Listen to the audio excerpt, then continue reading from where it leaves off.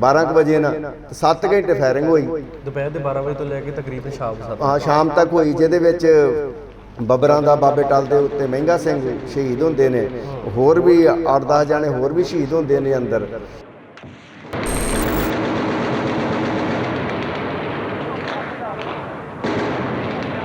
ਤੁਹਾਡੀ ਸੇਵਾ ਕਿੱਥੇ ਲਾਈ ਸੀ? ਅਸੀਂ 40 ਬੰਦੇ ਸਾਂ, 17 ਬੰਦੇ ਅਸੀਂ ਲੰਗਰ ਦੇ ਵੱਖੋ ਵੱਖਰੇ ਮੋਰਚਿਆਂ ਤੇ ਹਾਂ। ਤੁਸੀਂ ਦੱਸ ਰਹੇ ਸੀ ਕਿ 40 ਬੰਦਿਆਂ ਦੇ ਵਿੱਚੋਂ 35 ਉੱਥੇ ਸ਼ਹੀਦ ਹੋ ਗਏ ਤੇ ਤੁਹਾਡੇ ਅੱਖਾਂ ਸਾਹਮਣੇ ਤੁਹਾਡੇ ਨਾਲ ਦੇ ਜਿਹੜੇ ਸੀਗੇ ਸਿੰਘ ਹੈ ਨਾ ਸ਼ਹੀਦ ਹੋਏ। ਦਿਲ ਕੀ ਮੂਵਮੈਂਟ ਸੀਗਾ ਉਸ ਸਮੇਂ ਦਾ? ਇਮੋਸ਼ਨਲ ਕਾਫੀ ਹੋ ਗਏ ਹੋਣੇ ਤੁਸੀਂ? ਨਹੀਂ, ਉਹਦੇ ਜਿੱਥੇ ਜਿੱਥੇ ਵੀ ਸਿੰਘ ਲੜ ਰਿਹਾ ਸੀ, ਸਾਡੇ 40 ਸਪੈਸ਼ਲ ਨਹੀਂ ਕਿ ਉਹ ਸ਼ਹੀਦ ਹੋਏ ਤਾਂ ਉਹਨਾਂ ਦਾ ਦੁੱਖ ਹੋਊਗਾ। ਸਾਨੂੰ ਖੁਸ਼ੀ ਆ ਉਹਨਾਂ ਦੀ ਕਿ ਉਹ ਜਿਸ ਕਾਰਜ ਵਾਸਤੇ ਆਏ ਸੀ ਉਹ ਆਪਣਾ ਆਪ ਕੁਰਬਾਨ ਕਰ ਗਏ।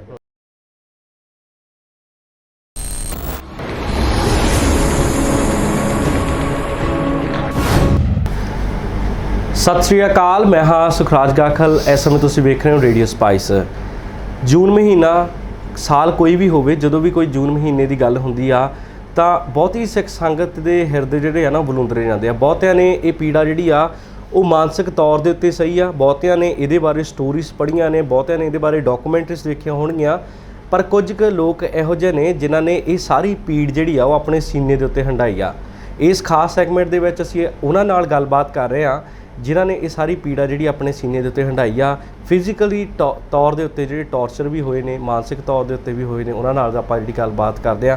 ਅੱਜ ਸਾਡੇ ਨਾਲ ਨੇ ਭਗਵਾਨ ਸਿੰਘ ਹੁਣੀ, ਜਿਨ੍ਹਾਂ ਦੇ ਨਾਲ ਅਸੀਂ ਗੱਲਬਾਤ ਕਰਾਂਗੇ। ਸਤਿ ਸ਼੍ਰੀ ਅਕਾਲ ਜੀ। ਸਤਿ ਸ਼੍ਰੀ ਅਕਾਲ। ਪਹਿਲਾਂ ਤਾਂ ਬਹੁਤ ਬਹੁਤ ਧੰਨਵਾਦ ਤੁਹਾਡਾ ਕਿ ਤੁਸੀਂ ਸਾਡੇ ਲਈ ਸਮਾਂ ਕੱਢਿਆ ਤੇ ਜੂਨ ਦੇ ਰਿਗਾਰਡਿੰਗ ਜਿਹੜੇ ਅਸੀਂ ਸੈਗਮੈਂਟ ਸ਼ੁਰੂ ਕੀਤੇ ਆ ਉਸ ਦੇ ਰਿਗਾਰਡਿੰਗ ਤੁਸੀਂ ਗੱਲਬਾਤ ਸਾਡੇ ਨਾਲ ਕਰ ਰਹੇ ਹੋ। ਜਦੋਂ ਵੀ ਜੂਨ ਦੀ ਗੱਲ ਆਉਂਦੀ ਆ, ਮੈਂ ਜਿਵੇਂ ਕਿ ਦੱਸਿਆ ਕਿ ਬਹੁਤੀਆਂ ਸਿੱਖ ਸੰਗਤਾਂ ਦੇ ਹੈ ਨਾ ਹਿਰਦੇ ਜਿਹੜੇ ਆ ਇਮੋਸ਼ਨਲੀ ਬਹੁਤ ਅਟੈਚ ਹੋ ਜਾਂਦੇ ਆ। ਤੁਸੀਂ ਤਾਂ ਸਾਰੀ ਉਹ ਪੀੜਾ ਜਿਹੜੀ ਆ ਉਹ ਸੀਨੇ ਦੇ ਉੱਤੇ ਹੰਢਾਈ ਆ। ਜਦੋਂ ਜੂਨ ਮਹੀਨਾ ਆਉਂਦਾ ਆ ਤੁਹਾਡੀ ਫੀਲ ਕੀ ਹੁੰਦੀ ਉਦੋਂ? ਨਹੀਂ, ਸਾਡੀ ਫੀਲ ਤੇ ਅਸੀਂ ਤੇ ਪੈਰੋਕਾਰ ਸਾਂ ਸੰਤ ਬਾਬਾ ਜਰਨੈਲ ਸਿੰਘ ਦੇ ਜੀ। ਮਤਲਬ ਕਿ ਉਹਨਾਂ ਤੋਂ ਅਸੀਂ ਪ੍ਰਭਾਵਿਤ ਹੋਵੇ।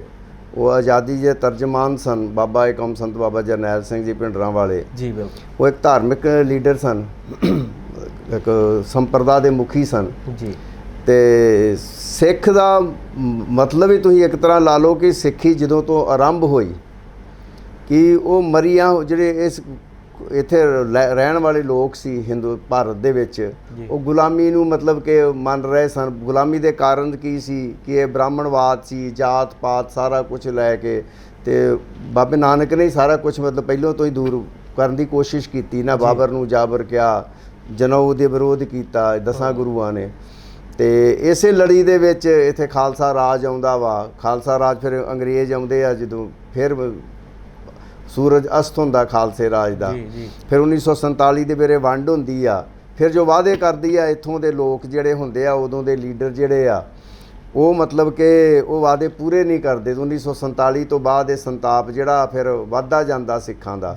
ਫਿਰ ਇੱਕ ਮੌਕਾ ਫਿਰ ਆਉਂਦਾ ਸੰਤ ਜਰਨੈਲ ਸਿੰਘ ਭਿੰਡਰਾਂ ਵਾਲੇ ਦਾ, ਜਦੋਂ ਇਹ ਮਤਲਬ ਉਹਦਾ ਬੀੜਾ ਚੁੱਕਦੇ ਆ ਕਿ ਮਤਲਬ ਕਿ ਆਜ਼ਾਦੀ ਮਤਲਬ ਕਿ ਜਿਹੜੀ ਗੁਲਾਮੀ ਸਿੱਖਾਂ ਦੇ ਗਲੋਂ ਲਾਉਣ ਦਾ। ਤੇ ਜਦੋਂ ਜੂਨ ਦੀ ਗੱਲ ਹੁੰਦੀ ਆ ਤਾਂ ਬਹੁਤੀ ਸਿੱਖ ਸੰਗਤ ਇਹ ਵੀ ਜਦੋਂ ਜਿਹੜੀ ਸਾਡੀ ਆਡੀਅנס ਆ ਜਾਂ ਸਰੋਤੇ ਆ, ਉਹ ਇਹ ਬਹੁਤ ਸਵਾਲ ਦਿਮਾਗ 'ਚ ਆਉਂਦਾ ਕਿ ਬਹੁਤੀ ਸਿੱਖ ਸੰਗਤ ਜਾਂ ਫਿਰ ਜਿਹੜੇ ਉਸ ਵੇਲੇ ਮੋਰਚਾ ਸੰਭਾਲ ਰਹੇ ਸੀਗੇ ਜੂਨ 1 ਤੋਂ ਲੈ ਕੇ 6 ਦੀ ਮੈਂ ਗੱਲ ਕਰ ਰਿਹਾ, ਉਹ ਕਿਵੇਂ ਪਹੁੰਚੇ? ਹਰਮੰਦਰ ਸਾਹਿਬ ਕੀ ਕੋਈ ਉਹਨਾਂ ਨੂੰ ਸੁਨੇਹਾ ਆਇਆ ਸੀਗਾ ਕਿ ਹਾਂ ਵੀ ਮੋਰਚਾ ਲਾਉਣਾ ਆ? ਕੀ ਇਹ ਸਾਰੀ ਸਟੋਰੀ ਕੀ ਹੁੰਦੀ ਹੈ ਜੀ? ਵੇਖੋ, ਸਿੱਖ ਜਿਹੜੇ ਆ ਨਾ, ਇਹਨਾਂ ਦੇ ਮਨ ਦੇ ਵਿੱਚ ਤੇ ਮਤਲਬ ਕਿ ਹਮੇਸ਼ਾ ਹੀ ਮਤਲਬ ਤਤਪਰ ਰਹਿੰਦੇ ਆ, ਮਤਲਬ ਕਿ ਕਿਸੇ ਵੀ ਮਤਲਬ ਕਿ ਉਹੋ ਜਿਹਾ ਕੋਈ ਵੀ ਪ੍ਰੋਗਰਾਮ ਹੋ ਜੇ, ਜਿਸ ਤਰ੍ਹਾਂ ਮਤਲਬ ਕਿਤੇ ਆਪਦਾ ਆ ਜਾਂਦੀ ਆ, ਕਿਤੇ ਕੁਝ ਵੀ ਆ, ਜਦੋਂ ਸਾਡੀ ਅਣਖ ਨੂੰ ਵੰਗਾਰਨ ਲੱਗ ਪਏ, ਸਿੱਖੀ ਨੂੰ ਖਤਮ ਕਰਦੇ ਮਨਸੂਬੇ ਕਰਨ ਲੱਗ ਪਈਆਂ ਸਰਕਾਰਾਂ ਜਿਹੜੀਆਂ ਨੇ। ਤੇ ਫਿਰ ਸੰਤ ਬਾਬਾ ਜਰਨੈਲ ਸਿੰਘ ਜੀ ਨੇ ਇੱਕ ਆਵਾਜ਼ ਦਿੱਤੀ। ਇਹਦੇ ਵਿੱਚ ਜਿਸ ਤਰ੍ਹਾਂ ਕਿ ਨਿਰੰਕਾਰੀ ਆਉਂਦੇ ਆ ਵਿੱਚ ਪਹਿਲੋਂ ਜੀ, ਤੇ ਉਹਦੇ ਵਿੱਚ ਸਾਡੇ ਆਪਣੇ ਜਿਹੜੇ ਸੀ ਸੱਤਾ 'ਚ ਬੈਠੇ ਲੋਕ ਸਨ, ਰਾਜਸੀ ਸੁੱਖ ਭੋਗ ਰਹੇ ਸੀ, ਸਵਾਰਥੀ ਸਨ, ਲਾਲਚੀ ਸਨ, ਉਹਨਾਂ ਨੂੰ ਕੋਈ ਮਤਲਬ ਨਹੀਂ ਸੀ ਸਿੱਖੀ ਦੇ ਨਾਲ, ਉਹਨਾਂ ਨੂੰ ਸਿਰਫ ਰਾਜਸੀ ਸੱਤਾ ਨਾਲ ਮਤਲਬ ਸੀ। ਉਹਨਾਂ ਨੇ ਨਿਰੰਕਾਰੀਆਂ ਦਾ ਇੱਕ ਸਮਾਗਮ ਅੰਮ੍ਰਿਤਸਰ ਦੇ ਵਿੱਚ ਕਰਵਾਤਾ, ਭਾਵੇਂ ਉਹ ਸੈਂਟਰ ਸਰਕਾਰ ਦੇ ਸ਼ਹਿ 'ਤੇ ਆਏ। ਸਰਕਾਰ ਸਾਡੀ ਹੋਵੇ ਅਕਾਲੀਆਂ ਦੀ ਇੱਥੇ ਪੰਥਕ ਸਰਕਾਰ, ਔਰ ਸੰਤ ਬਾਬਾ ਜਰਨੈਲ ਸਿੰਘ ਜੀ ਵਿਸਾਖੀ ਵਾਲੇ ਦਿਨ ਉਹਨਾਂ ਨੂੰ ਤਰਲੇ ਕੱਢਣ ਡਏ ਕਿ ਤੁਸੀਂ ਇਹ ਪ੍ਰੋਗਰਾਮ ਕੈਂਸਲ ਕਰ ਦਿਓ। ਉੱਥੇ ਸਾਡੇ ਮਤਲਬ ਕਿ 18 ਸਿੰਘ मतलब कि 13 ਸਿੰਘ ਸਾਡੇ ਮਾਰੇ ਗਏ, 4-5 ਹੋਰ ਵੀ ਉੱਥੇ ਰਕਸ਼ੇ ਵਾਲਿਆਂ ਦੀ ਮੌਤ ਹੋਈ ਆ। ਫੱਟਰ ਵੀ 70 ਤੋਂ ਉੱਤੇ ਲੋਕ ਹੋਏ ਜੀ। ਔਰ ਉਹ ਲੋਕਾਂ ਨੂੰ ਜਦੋਂ ਸੇਫ ਕੱਢ ਕੇ ਦਿੱਲੀ ਤੱਕ ਪਹੁੰਚਾਉਣਾ, ਉਹਨਾਂ ਦੇ ਕੇਸ ਦੀ ਪੈਰਵਾਈ ਨਾ ਕਰਨੀ, ਉਹਨਾਂ ਦੀ ਸਾਰੇ ਬੰਦੇ ਬਰੀ ਹੋ ਜਾਣੇ, ਫਿਰ ਅਣਖ ਨੂੰ ਵੰਗਾਰਿਆ ਗਿਆ ਜਦੋਂ, ਤੇ ਫਿਰ ਸੰਤ ਬਾਬਾ ਜਰਨੈਲ ਸਿੰਘ ਜੀ ਨੇ ਇਹ ਬੀੜਾ ਚੁੱਕਿਆ। ਫਿਰ ਤੁਹਾਨੂੰ ਸੁਨੇਹੇ ਮਿਲੇ ਕਿ ਹਰਿਮੰਦਰ ਸਾਹਿਬ ਪਹੁੰਚੋ? ਨਹੀਂ, ਇਹ ਫਿਰ ਜਦੋਂ ਸੰਤਾਂ ਦੀ ਇੱਕ ਗ੍ਰਿਫਤਾਰੀ ਹੁੰਦੀ ਆ ਇੱਥੋਂ ਦੇ ਕਿਸੇ ਅਖਬਾਰ ਦੇ ਜਿਹੜੇ ਹੈਗੇ ਸੀ ਸੰਪਾਦਕ, ਉਹਦੇ ਮਰਡਰ ਤੋਂ ਬਾਅਦ ਫਿਰ ਉਹ ਰਿਹਾ ਹੁੰਦੇ ਆ। ਫਿਰ ਇਸ ਮਸਲੇ ਤੇ ਉਹ ਘੁੰਮਦੇ ਹੋਏ ਪੰਜਾਬ 'ਚ ਤੇ ਉਹ ਘੁੰਮ ਹੀ ਰਹੇ ਸਨ, ਧਰਮ ਪ੍ਰਚਾਰ ਕਰ ਰਹੇ ਸੀ। ਫਿਰ ਦਿੱਲੀ ਗਏ, ਦਿੱਲੀ ਤੋਂ ਫਿਰ ਹਜੂਰ ਸਾਹਿਬ ਗਏ, ਹਜੂਰ ਸਾਹਿਬ ਤੋਂ ਬੰਬੇ ਗਏ ਫਿਰ ਉਹ ਜੀ। ਤੇ ਹਜੂਰ ਸਾਹਿਬ ਸਾਡੀ ਮੁਲਾਕਾਤ ਸੰਤ ਬਾਬਾ ਜਰਨੈਲ ਸਿੰਘ ਭਿੰਡਰਾਂ ਵਾਲਿਆਂ ਨਾਲ ਹੋਈ। ਉਹਨਾਂ ਨਾਲ ਵਾਅਦਾ ਹੋਇਆ ਉੱਥੇ ਕਿ ਜੇ ਪੰਥ ਨੂੰ ਲੋੜ ਪਈ ਤੁਹਾਡੀ ਤੇ ਤੁਸੀਂ ਮਤਲਬ ਕਿ ਉੱਥੇ ਆਓਗੇ। ਤੇ ਸਾਡੇ 'ਚ ਦਲਬੀਰ ਸਿੰਘ ਭਲਵਾਨ ਹੁੰਦਾ ਸੀ, ਉਹਨੇ ਕਿਹਾ ਕਿ ਬਾਬਾ ਜਦੋਂ ਮਰਜ਼ੀ ਯਾਦ ਕਰ ਲਈ ਹੈ, ਤੇਰੇ ਅੱਗੇ ਖਲੋਵਾਂਗੇ, ਆ ਕੇ ਲੜਾਂਗੇ ਵੀ ਤੇ ਮਰਾਂਗੇ ਵੀ ਤੇਰੇ ਨਾਲ। ਉਹ ਫਿਰ ਜਦੋਂ ਸੰਤ ਇੱਥੇ ਮੋਰਚਾ ਲਾ ਬੈਂਦੇ ਆ ਪੰਜਾਬ ਦੇ ਵਿੱਚ ਕਿਤੇ, ਜਦੋਂ ਫਿਰ ਮੋਰਚਾ ਲਾਉਂਦੇ ਆ ਤੇ ਜਿਹੜੇ ਸਾਡੇ ਆਪਣੇ ਬੰਦੇ ਹੁੰਦੇ ਆ ਜਿਨ੍ਹਾਂ ਦੇ ਨਾਲ ਅਸੀਂ ਰਲ ਕੇ ਮੋਰਚਾ ਲਾਇਆ ਸੰਤਾਂ ਨੇ, ਅਕਾਲੀ, ਉਹ ਫਿਰ ਉਹਨਾਂ ਨੂੰ ਉਹ ਵਹਿੰਦੇ ਆ ਕਿ ਸੰਤਾਂ ਦੀ ਜਿਹੜੀ ਮਤਲਬ ਕਿ ਦਿਨੋਂ ਦਿਨ ਜਿਹੜੀ ਹੈਗੀ ਆ ਪੋਪੂਲੈਰਿਟੀ ਜਿਹੜੀ ਆ ਵੱਧਦੀ ਜਾਣ ਡਈ ਆ, ਤੇ ਉਹਨਾਂ ਦੇ ਪੈਰਾਂ ਥੱਲੋਂ ਜ਼ਮੀਨ ਖਸਕਦੀ ਜਾ ਰਹੀ ਸੀ ਜੀ। ਤੇ ਉਹ ਫਿਰ ਇਹਨਾਂ ਨੂੰ ਕਿਸੇ ਨਾ ਕਿਸੇ ਤਰ੍ਹਾਂ ਪਰੇਸ਼ਾਨ ਕਰਨ ਲੱਗ ਪਏ। ਉਹ ਸਰਕਾਰ ਨਾਲ ਮਿਲੇ ਹੋਏ ਲਾ ਲਓ ਤੁਸੀਂ ਇੱਕ ਤਰ੍ਹਾਂ, ਕਿ ਸਰਕਾਰ ਨੂੰ ਸ਼ੂਟ ਕਰਦਾ ਸੀ ਕਿ ਇਹ ਬੰਦੇ ਪੰਜਾਬ 'ਚ ਰਹਿਣਗੇ ਤੇ ਕੋਈ ਉਹੋ ਜਿਹਾ ਮਸਲਾ ਨਹੀਂ ਹੋਊਗਾ। ਤੇ ਸੰਤਾਂ ਨੂੰ ਲੈ ਕੇ ਆਉਂਦੇ ਆ ਤੇ ਉਹਨਾਂ ਨੇ ਸੱਚ ਤੇ ਖਲੋਣਾ ਸੀ। ਉਹਨਾਂ ਨੇ ਸਮੱਸਿਆਵਾਂ ਦੋਵਾਂ ਨੂੰ ਪਤਾ ਸੀ ਪੰਜਾਬ ਦੀਆਂ ਕੀ ਨੇ, ਪਰ ਉਹ ਹੱਲ ਨਹੀਂ ਕਰਨਾ ਚਾਹੁੰਦੇ ਸੀ, ਤੇ ਸੰਤ ਉਹਨੂੰ ਫੀਲ ਕਰਦੇ ਸੀ, ਉਹ ਹੱਲ ਕਰਾਉਣਾ ਚਾਹੁੰਦੇ ਸਨ ਸੰਤ ਜਿਹੜੇ ਸੀ। ਤਾਂ ਇਸ ਕਰਕੇ ਉਹਨਾਂ ਨੂੰ ਮੰਜੀ ਹਾਲ ਬੋਲਣੋਂ ਮਨਾ ਕਰ ਦਿੱਤਾ ਗਿਆ। ਆਪਣੇ ਹੈਗੇ ਸੀ ਉਹ ਗੁਰੂ ਨਾਨਕ ਨਿਵਾਸ ਤੇ, ਉੱਥੋਂ ਉਹਨਾਂ ਨੂੰ ਮਤਲਬ ਕਿ ਕਿਹਾ ਕਿ ਤੁਸੀਂ ਕਮਰੇ ਖਾਲੀ ਕਰ ਦਿਓ, ਤੇ ਸੰਤ ਉੱਥੋਂ ਨਿਕਲ ਕੇ ਅਕਾਲ ਤਖਤ ਤੇ ਆ ਗਏ। ਮੰਜੀ ਹਾਲ ਬੰਦ ਕੀਤਾ ਤੇ ਉਹ ਲੰਗਰ ਤੇ ਖਲੋ ਗਏ। ਪਰ ਮੰਜੀ ਹਾਲ ਦੇ ਵਿੱਚ ਐਡਾ ਵੱਡਾ ਹਾਲ ਆ, ਉਹ ਮਤਲਬ ਕਿ ਦੀਵਾਨ ਹਾਲ ਆ, ਉੱਥੇ ਕੋਈ ਬੰਦਾ ਨਹੀਂ ਹੁੰਦਾ ਸੀ, ਤੇ ਸੰਤਾਂ ਦੇ ਲੋਕ ਸੁਣਨ ਵਾਸਤੇ ਹੀ ਉੱਥੇ ਹਜ਼ਾਰਾਂ ਦੇ ਹਿਸਾਬ ਨਾਲ ਇਕੱਠ ਹੁੰਦਾ ਸੀ ਰੋਜ਼ ਹੀ। ਤੇ ਸੰਤਾਂ ਦੇ ਸਨਾਹ ਤੇ ਹੀ ਅਸੀਂ ਆਏ ਉੱਥੋਂ, ਕਿ ਸੰਤਾਂ ਨੇ ਜਦੋਂ ਜਨਰਲ ਸ਼ਬੇਕ ਸਿੰਘ ਨਾਲ ਗੱਲਬਾਤ ਕੀਤੀ ਤੇ ਉਦੋਂ ਸਰਕਾਰ ਵੀ ਮਨਸੂਬੇ ਬਣਾਉਣ ਲੱਗ ਪਈ ਸੰਤਾਂ ਨੂੰ ਉੱਥੋਂ ਚੁੱਕਣ ਦੇ, ਐਕਸ਼ਨ ਕਰਨ ਦੇ, ਕਿ ਕਿਸ ਤਰ੍ਹਾਂ ਇਹਨਾਂ ਨੂੰ ਇੱਥੋਂ ਹਟਾਉਣਾ ਵਾ। ਤੇ ਫਿਰ ਸੰਤਾਂ ਨੇ ਸਾਨੂੰ ਮਤਲਬ ਕਿ ਸੁਨਾਹ ਭੇਜਿਆ, ਤੇ ਅਸੀਂ ਸੰਤਾਂ ਦੇ ਸੁਨਾਹ ਦੇ ਉੱਤੇ ਫਿਰ ਇੱਥੇ 1 ਤਰੀਕ ਨੂੰ ਪਹੁੰਚ ਗਏ ਹਾਂ। ਕਿਹੜੇ ਮਹੀਨੇ ਦੀ? ਜਨਵਰੀ 1 ਤਰੀਕ ਨੂੰ 84 ਦੇ ਵਿੱਚ।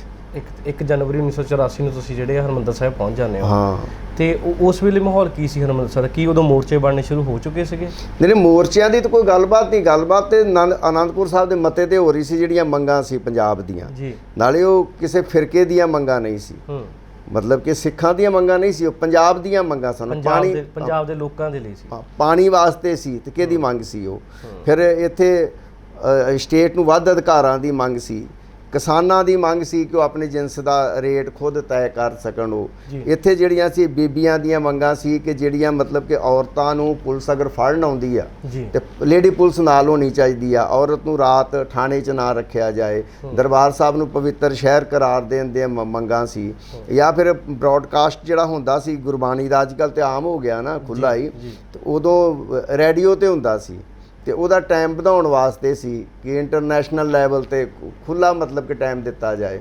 ਇਹੋ ਜਿਹੀਆਂ ਮੰਗਾਂ ਸੀ, ਸਾਰੀਆਂ ਪੰਜਾਬ ਦੀਆਂ ਮੰਗਾਂ ਸੀ ਸਾਡੀਆਂ। ਫਿਰ ਇਹ ਜਿਹੜਾ ਮੋਰਚਿਆਂ ਦਾ ਦੌਰ ਸ਼ੁਰੂ ਹੁੰਦਾ ਆ, ਤੁਸੀਂ ਜਿੱਥੇ ਤੱਕ ਮੈਨੂੰ ਪਤਾ, ਤੁਸੀਂ ਦੱਸਿਆ ਵੀ ਮੈਨੂੰ ਕਿ ਤੁਸੀਂ ਮੋਰਚੇ ਵੀ ਬਣਾਏ ਉੱਥੇ ਹਰਿਮੰਦਰ ਸਾਹਿਬ ਦੇ ਅੰਦਰ ਦੀ ਗੱਲ ਕਰ ਰਿਹਾ ਮੈਂ, ਤਾਂ ਫਿਰ ਉਹ ਦੌਰ ਕਦੋਂ ਸ਼ੁਰੂ ਹੁੰਦਾ? ਵੇਖੋ, ਜਿਹੜਾ ਦਰਬਾਰ ਸਾਹਿਬ ਕੰਪਲੈਕਸ ਆ, ਹਾਂਜੀ, ਇਹ ਕੋਈ ਕਿਲਾ ਨਹੀਂ ਗਾ ਕਿ ਲੋਕੀ ਕਹਿ ਦਿੰਦੇ ਕਿ ਸੰਤ ਅਕਾਲ ਤਖਤ ਤੇ ਚਲੇ ਗਏ। ਅਕਾਲ ਤਖਤ ਨੂੰ ਜਾਣ ਵਾਸਤੇ ਉਹਦੀਆਂ ਮਗਰਲੀਆਂ ਗਲੀਆਂ ਆਉਂਦੀਆਂ ਸੀ, ਉਹਦੇ ਚਾਰ 'ਚ ਫਿਰ ਜਿੰਨੀਆਂ ਸਾਡੀਆਂ ਡਿਓੜੀਆਂ ਨੇ, ਘੰਟਾ ਘਰ ਵਾਲੀ ਲਾ ਲਓ, ਘੋ ਮੰਡੀ ਵਾਲੀ ਲਾ ਲਓ, ਲੰਗਰ ਸਾਹਿਬ ਵਾਲੀ ਲਾ ਲਓ, ਜਾਂ ਉਹਦੇ ਨਾਲ 2 ਡਿਓੜੀਆਂ ਨੇ ਅਕਾਲ ਤਖਤ ਦੇ ਨਾਲ ਹੀ ਸਾਹਮਣੇ, ਜਿਹੜੀਆਂ 2 ਨਿਸ਼ਾਨ ਸਾਹਿਬਾਂ ਲਾਗੇ ਤੇ ਉਹਦੇ ਸਾਹਮਣੇ ਜਿਹੜੀ ਆ, ਅਸੀਂ ਕਿਸੇ ਨੂੰ ਦਰਵਾਜ਼ਾ ਵੀ ਨਹੀਂ ਲੱਗਾ, ਕਈ ਦਰਵਾਜ਼ਾ ਬੰਦ ਕਰਕੇ ਵੀ ਬੈਠੇ ਹੋਏ, ਔਰ ਕਿਸੇ ਬੰਦੇ ਨੂੰ ਕੋਈ ਰੋਕ ਟੋਕ ਨਹੀਂ, ਜਿਹਦਾ ਮਰਜ਼ੀ ਆ ਜਾ ਸਕਦਾ ਸੀ, ਜਦੋਂ ਮਰਜ਼ੀ ਆਵੇ ਤੇ ਜਾਵੇ। ਅਸੀਂ ਕਿਉਂ ਕਿਲਾ ਬਣਾ ਕੇ ਥੋੜੀ ਬੈਠੇ, ਮੋਰਚੇ ਥੋੜੀ ਬਣਾਏ ਆ। ਉਹ ਤੇ ਉਹਨਾਂ ਨੇ ਜਦੋਂ 1 ਤਰੀਕ ਨੂੰ ਫਾਇਰਿੰਗ ਕੀਤੀ ਆ, ਠੀਕ ਹੈ, ਸਰਕਾਰ ਨੇ ਗੱਲਬਾਤ ਤੇ ਅਕਾਲੀ ਕਰਨ ਜਾਂਦੇ ਰਹੇ ਉਹਨਾਂ ਨੂੰ, ਸੰਤਾਂ ਦਾ ਬੰਦਾ ਥੋੜੀ ਗਿਆ ਕਦੀ ਵੀ ਗੱਲਬਾਤ ਵਾਸਤੇ, ਕਦੀ ਵੀ ਕੋਈ ਵੀ। ਤੇ ਇਹ ਜਿਹੜੀ ਸਿਚੁਏਸ਼ਨ ਪੈਦਾ ਕੀਤੀ ਇਹ ਇੰਦਰਾ ਗਾਂਧੀ ਵੱਲੋਂ ਪੈਦਾ ਕੀਤੀ ਗਈ। ਹੁਣ ਤੁਸੀਂ ਬੀਡੀ ਪਾਂਡੇ ਦੀ ਕਿਤਾਬ ਪੜ੍ਹ ਕੇ ਵੇਖ ਲਓ, JBS ਸੰਧੂ ਦੀ ਕਿਤਾਬ ਪੜ੍ਹ ਕੇ ਵੇਖ ਲਓ ਕਿ ਮਾਹੌਲ ਨੂੰ ਕਿਸ ਤਰ੍ਹਾਂ ਉਹਨਾਂ ਨੇ ਵਿਗਾੜਿਆ। ਉਹਨਾਂ ਨੇ, ਸੰਤਾਂ ਨੇ ਕੋਈ ਨਹੀਂ ਵਿਗਾੜਿਆ ਮਾਹੌਲ ਇਸ ਤਰ੍ਹਾਂ ਦਾ।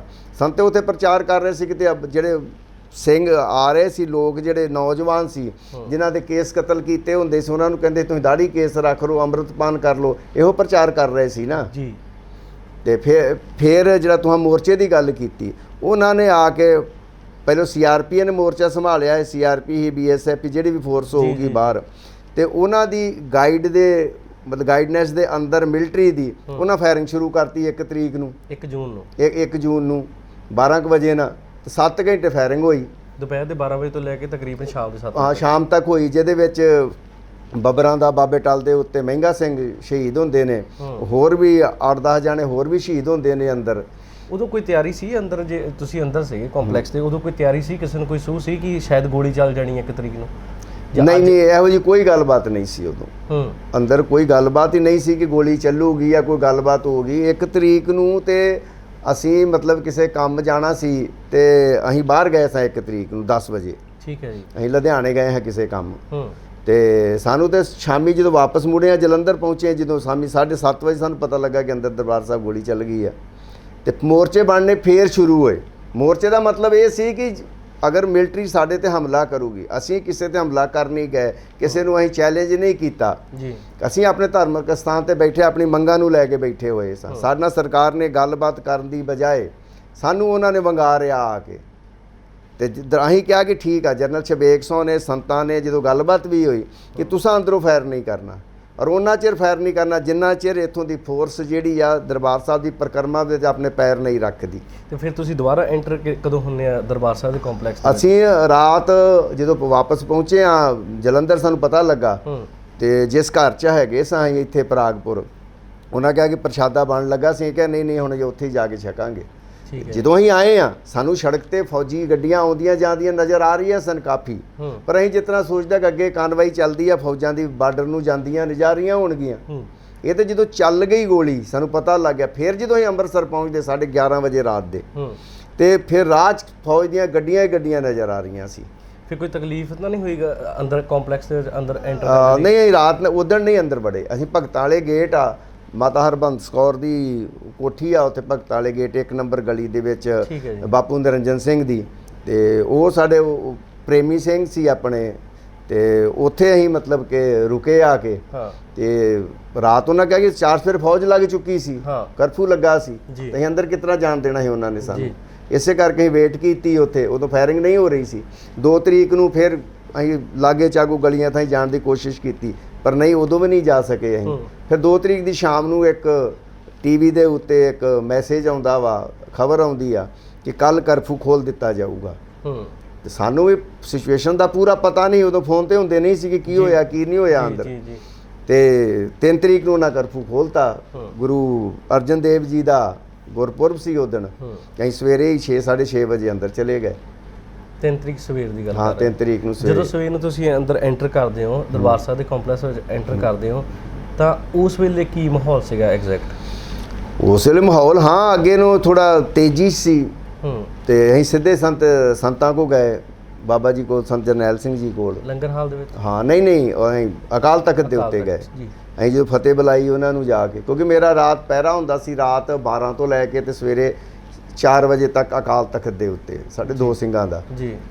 15 ਸਿੰਘ ਉੱਤੇ ਹੁੰਦੇ, 15-20 ਸਿੰਘ, ਅਸੀਂ 2 ਜਣੇ ਥੱਲੇ ਹੁੰਦੇ ਆ ਪੌੜੀਆਂ ਤੇ ਜੀ। ਤੇ ਅਸੀਂ ਆ ਤੇ ਜਾਣਾ ਸੀ ਸ਼ਾਮ ਤੱਕ, ਅਸੀਂ ਪਰ ਨਹੀਂ ਆਇਆ ਗਿਆ ਸਾਡੇ ਕੋਲ। ਅਸੀਂ ਫਿਰ 3 ਨੂੰ ਆਉਨੇ ਆ। ਤੇ ਸੰਤਾਂ ਨੇ ਪੁੱਛਿਆ ਬਾਹਰ ਦਾ ਕੀ ਆ ਮਾਹੌਲ, ਕੀ ਆ ਬਾਹਰ?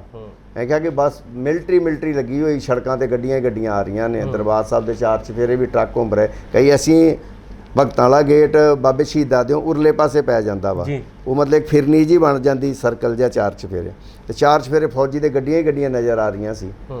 ਇਹ ਆਖਿਆ ਕਿ ਉਹ ਲੱਗਦਾ ਵਾ ਕਿ 2 ਹੱਥ ਕਰ ਲਈ ਆ ਰਹੇ ਆ, ਤੁਹਾਨੂੰ ਲੈਣ ਵਾਸਤੇ ਆ ਰਹੇ ਆ ਗਏ ਆ। ਤੇ ਸੰਤ ਅੱਗੋਂ ਹੱਸ ਕੇ ਕਹਿੰਦੇ ਆ ਕੋਈ ਗੱਲ ਨਹੀਂ, ਮੈਂ ਵੀ ਇਕੱਲਾ ਨਹੀਂ ਜਾਂਦਾ, ਤੇ ਮੋਢਿਆਂ ਤੇ ਬਹਿ ਕੇ ਜਾਊਂਗਾ 4 ਜਣਿਆਂ ਦੇ। ਇਹ ਉਹਨਾਂ ਦਾ ਰਿਪਲਾਈ ਸੀਗਾ। ਹਾਂ। ਤੇ ਫਿਰ ਸਾਨੂੰ ਥੋੜੇ ਚਿਰ ਬਾਅਦ ਇੱਕ ਮੀਟਿੰਗ ਸੱਦ ਲੈਂਦੇ ਆ ਉੱਥੇ ਪੂਰੇ ਜਥੇ ਦੀ ਅਕਾਲ ਤਖਤ ਦੇ ਉੱਤੇ ਜੀ। ਸਾਰੇ ਜਥੇ ਨੂੰ ਸੱਦ ਕੇ ਸੰਬੋਧਿਤ ਹੁੰਦੇ ਆ ਕਿ ਸਮਾਂ ਜਿਹੜਾ ਵਾ ਕਿ ਹੁਣ ਸਰਕਾਰ ਨੇ ਚਾਹ ਲਿਆ ਵਾ ਕਿ ਮਤਲਬ ਕਿ ਅਸੀਂ ਦਰਬਾਰ ਸਾਹਿਬ ਦੇ ਉੱਤੇ ਮਤਲਬ ਕਿ ਅਟੈਕ ਕਰਨਾ ਹੀ ਕਰਨਾ ਵਾ ਜੀ। ਤੇ ਕੋਈ ਗੱਲ ਨਹੀਂ ਇਹੋ ਜੀ।